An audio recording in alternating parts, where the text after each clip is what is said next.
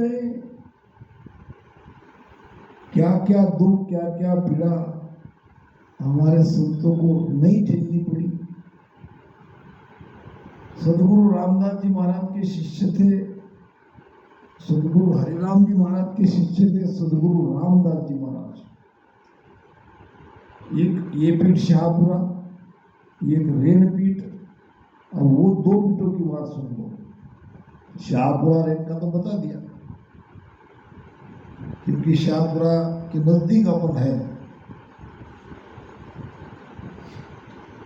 संतदास जी महाराज के दो शिष्य थे, एक प्रेमदास जी महाराज, एक कृपाराम जी महाराज।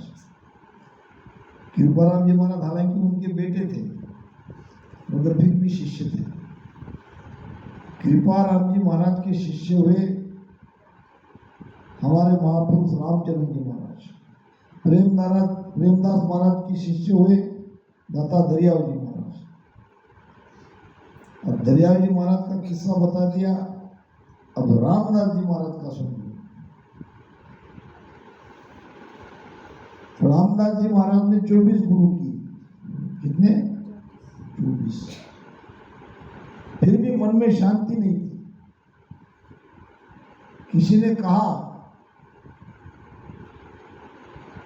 कि सिंहस्थल में कोई रामस्नेही संत है,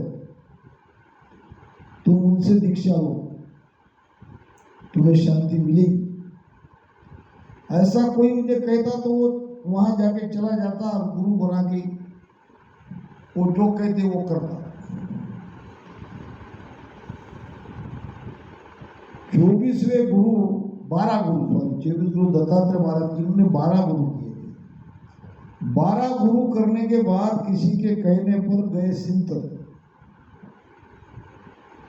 और वहां सदगुरु हरिराम जी महाराज थे। हरिराम जी महाराज को कहा कि मुझे दीक्षित होना है, अभिज्ञा जी मुझे राम भजन की दीक्षा लेनी है। वहां का नियम था, सिस्टम था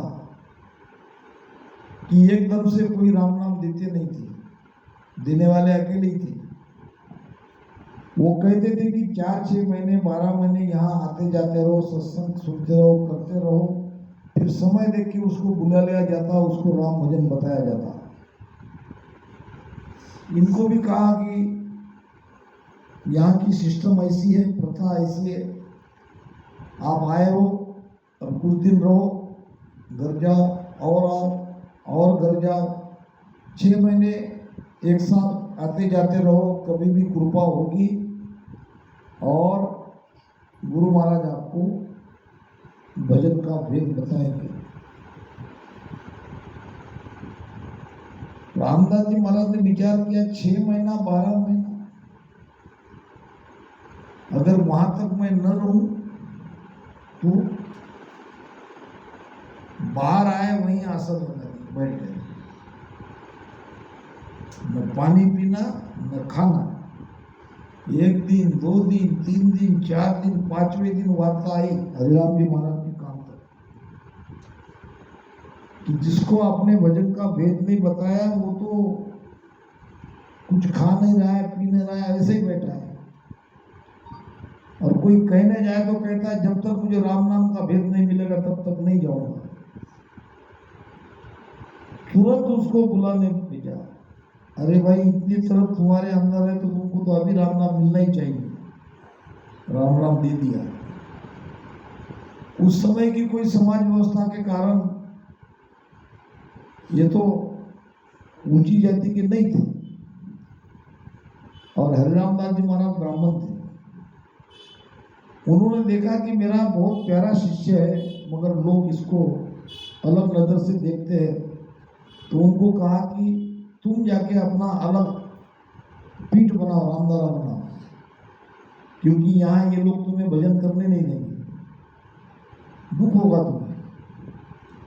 रामदास जी महाराज ने कहा गुरुदेव आपकी आज्ञा श्री राघो पर, एक ही शर्त पे मैं रामदारा बनाऊंगा, जबकि आप वहां साल में 1 बार 2 बार मुझे दर्शन दोगे। गुरुदेव ने कहा बिल्कुल मैं आऊंगा, जाओ। यहाँ खेड़ापा में वो धाम बना, आज आज का बहुत ही प्रसिद्ध धाम है। खेड़ापा और शाहपुरा हमारे दो बहुत ही ज्यादा संत है।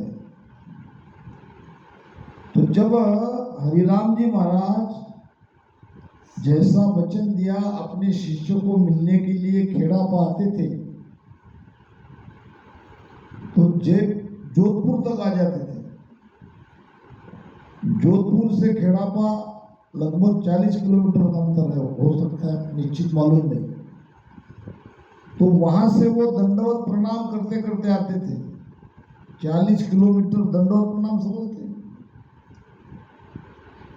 यहाँ से माथा टेका, वहां से उठ गए, आगे गए और माथा टेका, ऐसे जोधपुर तक अपने गुरु की अगवानी के लिए दंडवत प्रणाम करते करते आते थे। क्या भाव, क्या ऐसा भाव, ऐसा प्रेम, ऐसी प्रीति अगर कोई संत पे, राम नाम पे लगाते हैं तो परमात्मा मिलने में क्या देर है।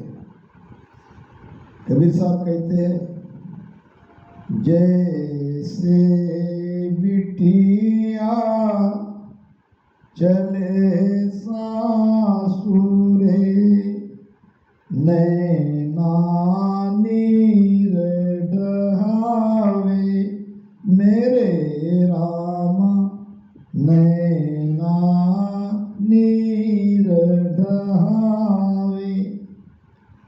मात पिता की सुध बिसरा के, मात पिता की सुध बिसरा के, सूरत पिया पर लावे मेरे रामा सूरत पिया पर लावे।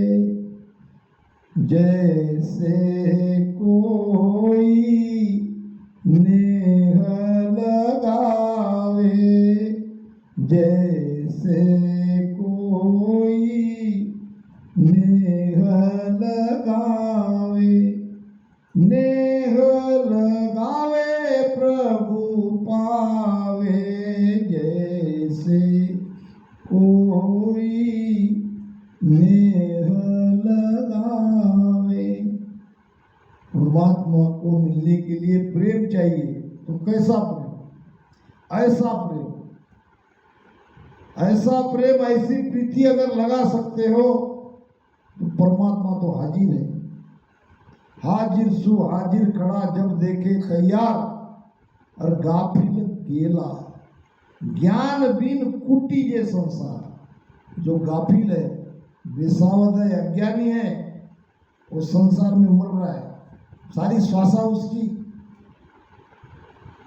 संसार में लग गई, बेकार जा रही है।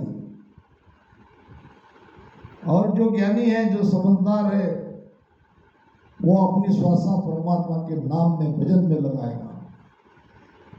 भजन करने वाले को गुरु महाराज कह रहे हैं कि ऐसा प्रेम चाहिए, ऐसा जैसे बिटिया चले सासरे।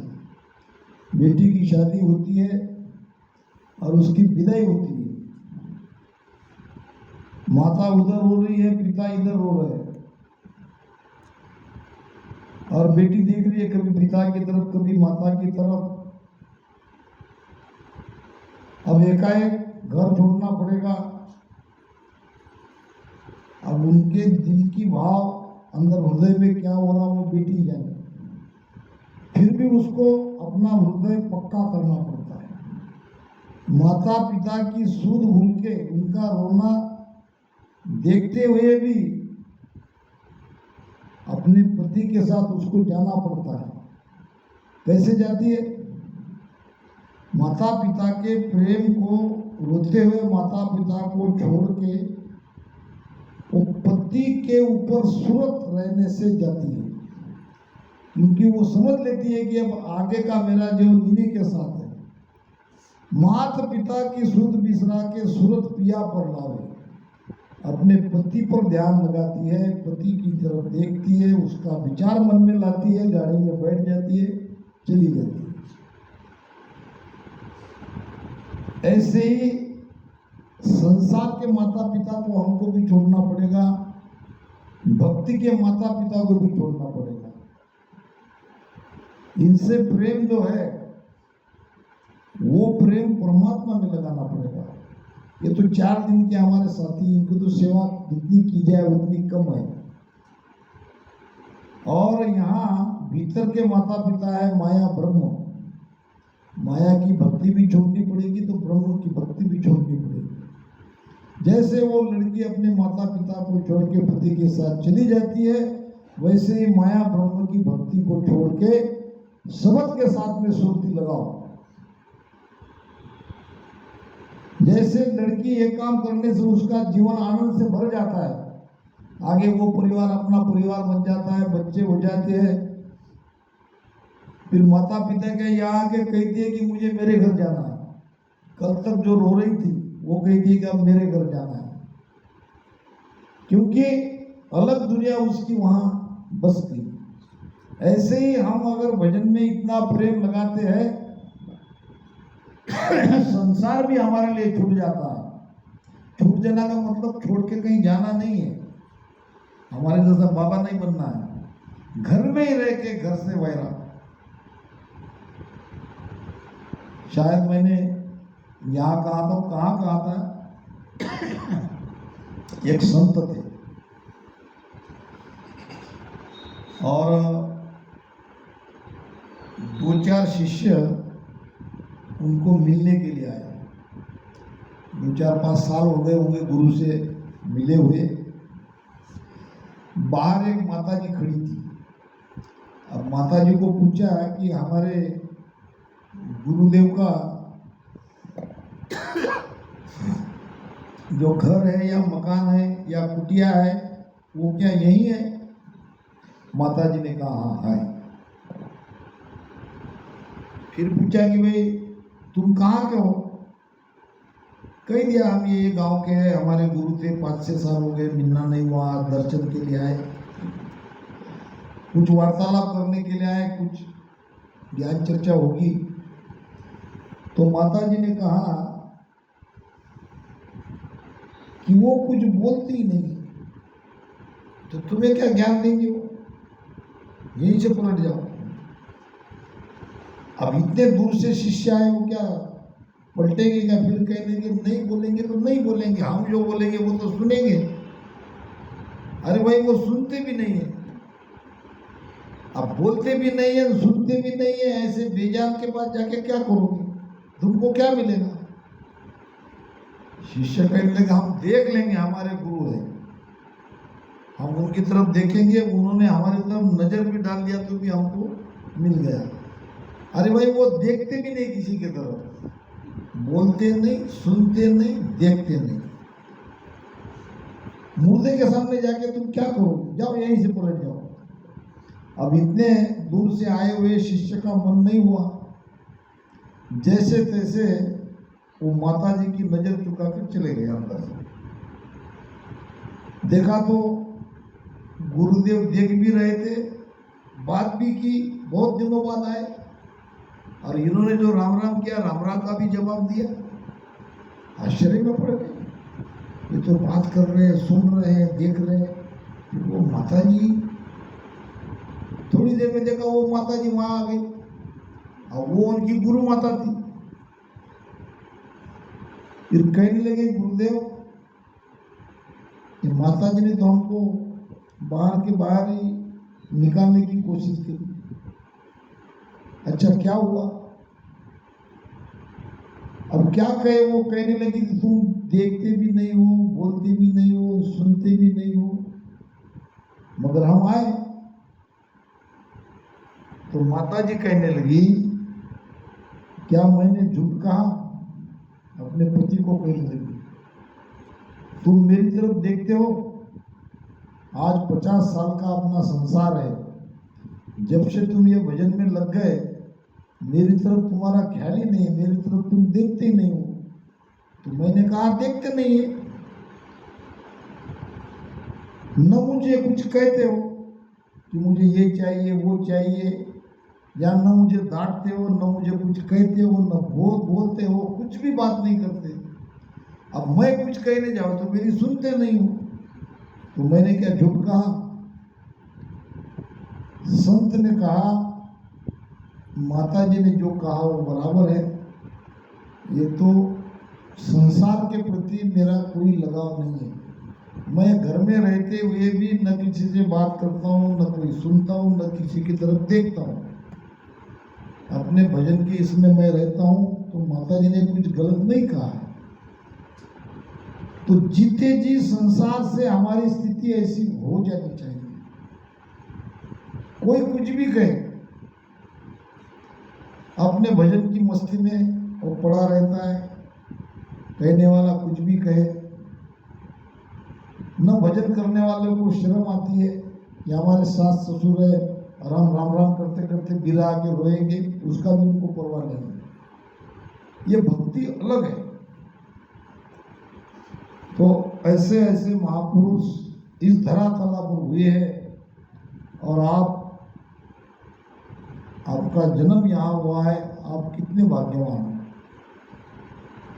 तो कृपा कैसी होती है, ये प्रश्न है। महाराज कहते हैं, मेरी जो इन बात सुन ली जो नर नार, मेरा हुए मुँह को मिले तो पावे दीदार, तो पावे दीदार निज मन सौंप्यो लाई, तब प्रगटे तन माय अखंड नक चक बिच आई, सुख राम कहे इन रीत बिन हंस न उतरे पार, मैंने जो इन बात सुन ली जो नर नार।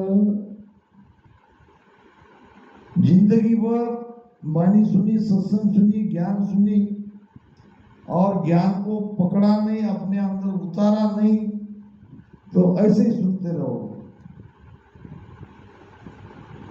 अगर पकड़ लिया एक एक वचनों को, तो अभी बेड़ा पार। यही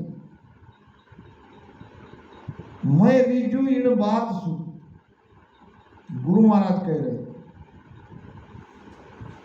कि मैं शिष्यों पर मेहर करता हूं, मैं रिश्ता हूं। कब रिश्ता हूं, कैसे रिश्ता हूं, किस पर रिश्ता हूं? मेरा वह मौकू मिले, शिष्य मेरा बन के रहना चाहिए। मेरा बनने का मतलब क्या? अच्छा, हम अभी किसके बन के भजन कर रहे? हम संसार के बने हैं। हम हमारे पत्नी के, हमारे पति के, हमारे माता के, हमारे पिता के, हमारे बेटे के, बेटी के, भाई के, बहन के, उनका सब होते हुए फिर गुरु के होते हैं। महाराज कहते हैं कि मेरा ही हो जाओ, दूसरे से कोई रिश्ता ही मत रखो। वैसे भी एक दिन सब छोड़ के जाने वाले हैं। संसार से उदास रहो, संसार के सुख को सुख मानो ही मत, तभी परमात्मा के बनेंगे। मेरा होए मोकू मिले, मेरा बन के अगर कोई मेरा सुमिरन करता है, उसको ही मैं दर्शन देता हूं, वही मेरा दीदार कर सकते हैं। दर्शन देने का मतलब क्या? परमात्मा आपको अंदर भजन में दिखे देंगे? नहीं।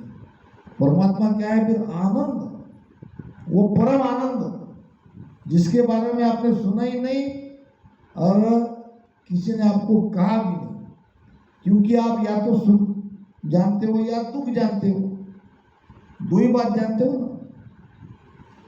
मन के मुताबिक सारी चीजें अनुकूल हो गई तो सुखी हो गए, मन के विरोध में चला गया तो हो गए दुखी। बेटा नहीं हुआ, बेटे का जन्म हुआ, सुखी हो गए। कोई चला गया घर का तो दुखी हो गए। या तो हम सुख को जानते या हम दुख जानते, हमको आनंद का पता ही नहीं। ये आनंद ही भगवान है, आनंद ही परमात्मा है, जो आपके अंदर बिना कुछ किए 24 घंटे होता रहता है। एक अलग मस्ती में, अलग आनंद में वो रहता है। उनके ऊपर सांसारिक सुख दुख का कोई असर नहीं पड़ता है। मीराबाई नाचती थी, राजा की बेटी थी, रानी थी। क्या एक रानी को गली गली में नाचना शोभा देता? मगर उसकी किसी की परवाह ही नहीं थी। उसके लिए सारा संसार मर चुका था। अपने आनंद में थी वो, मस्त। तो अगर परमात्मा को पाना चाहते हो तो परमात्मा के बनो।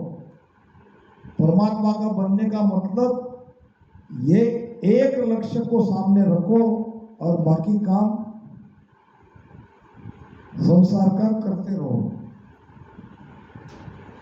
तन सो जगत मन सो बैरागी, तन सो जगत मन सो बैरागी, करे सकल रहे न्यारो रे, करे सकल रहे न्यारो रे, अंतर माया खंडली वलागी, अंतर माया खंडली वलागी, सोई हरि को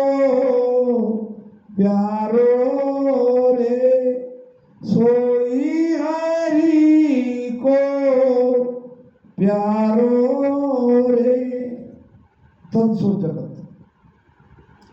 अब थोड़ा अपने आप को समझो, आप कौन हो? आप शरीर हो? नहीं। आप मन हो? नहीं। शरीर और मन आपके साथ है। आप आत्मा हो, शुद्ध चेतन हो, परमात्मा के अंश हो। अपने आप को भूल के जो शरीर धारण किया है, वो शरीर से आप अपना परिचय दे रहे हो, और यही भूल है। तो अब ये भूल सुधारने के लिए करना क्या है? क्या घर बार छोड़ के तो काम नहीं चलेगा। अब सबके सब घर बार छोड़ के चले जाएंगे तो कैसा चलेगा? नहीं। आपका तन है और आपका मन है, आप आत्मा हो, ये दो चीजें आपके पास है। आप जिस घर में, जिस परिवार में आए हो, जिसके बेटे हो, जिसके पिता हो, जिसकी माता हो, जिसकी पति हो, जिसकी पत्नी हो, आपका कर्मों का व्यवहार है, लेना देना है, इसीलिए आप वो वहां आए हो। ऐसे ही नहीं कोई कहीं जाता है। जिसका कर्म का हिसाब बाकी रहता है वो वहां रहता है। महाराज कहते हैं कि त्यागन किया रहे सिर बदलो, जन्म दूसरों लूटे। आज अगर हम घर बार को छोड़ते हैं, पत्नी का त्याग करते हैं, बच्चों को छोड़ देते हैं, तो दूसरे जन्म में यही आपकी पत्नी बनेगी, यही बच्चा बनेगा, एक जन्म बेकार चला जाएगा। त्याग से भी काम नहीं चलेगा। त्यागना भी नहीं है, भागना भी नहीं है, केवल जागना है। कैसे जागो? आपके पास, यानी आप आत्मा हो, आपके पास दो प्रमुख चीजें हैं, एक है मन और एक है तन। अब ये शरीर जो है ये परिवार को दे दो। ये हमारा लड्डा जी परिवार है। अब कीर्ति है, यहाँ कीर्ति के ऊपर इनका ऋण है, कर्जा है, सास ससुर का, पति का, जो भी है। तो ये तो ऋण मतलब चुकाना ही है, तो ये शरीर उनको दे देना। इससे जो भी काम करवाना है वो करवा लो, क्योंकि ये मुझे एक बदला चुकाना है। मगर मन आपका स्वतंत्र है। शरीर से काम करो, संसार का, घर का, जो भी कर सकते हो वो सब करो, मगर मन में वैराग चाहिए, मन में संसार नहीं बसना चाहिए। मन में हरदम ये बात समझनी चाहिए कि मैं इसके लिए नहीं आई, मुझे तो भजन करके राम जी के देश में जाना है। मन में वैराग रखना चाहिए और संसार से जिम्मेदारी पारिवारिक निभानी चाहिए। दूसरी बात, करे सकल रहे न्यारो, बहुत बड़ी बात है। करना तो आपको सब है, मगर कहीं भी मैंने किया ये आना नहीं चाहिए। मैं आया तो क्या अहंकार होता है। बस कर्ता कर्मिता परमात्मा है, राम जी ने करवाया, मैं तो कुछ हो ही नहीं। हम ऐसे कुछ है ही नहीं ना, हमारा अस्तित्व कैसा है बताओ। मैं तुच्छ जीव बुद्ध बुद्धियो स्वामी, क्या करनी वो करसी, जब हर आप करोला कृपा, तबे अवस वो तीरसी। जब हर आप करोला कृपा, तबे अवस वो तीरसी। राम तबे अवस वो तीरसी।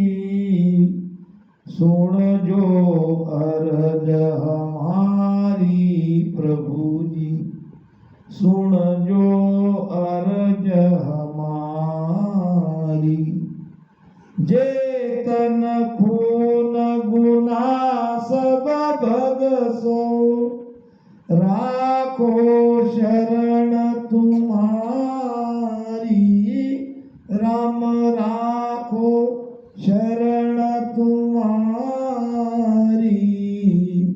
सुन जो अरज हमारी प्रभु जी, सुन जो अरज हमारी। हम क्या है? तुच्छ जीव। कैसे? पानी के बुदबुदे जैसे। वो उसका पानी निकलता है, दिखता है और मिटने में टाइम नहीं लगता। वैसे हम पानी के बुदबुदे जैसे हमारा जीवन है। यहां बैठे हुए कोई कह सकता क्या ऐसे छाती ठोक के मैं कल भी रहूंगा? है क्या कोई कहने वाला? है? नहीं है। युधिष्ठिर के पास एक भिखारी आया भीख मांगने के लिए। अब धर्मराज युधिष्ठिर राजा था। अब कोई न्यायिक प्रक्रिया में थोड़े उलझन में थे और भिखारी बार बार याचना कर रहा था। धर्मराज ने कहा भाई कल आ जाओ। अब भिखारी जाने लगा। भीम आके नाचने लगा खुशी से।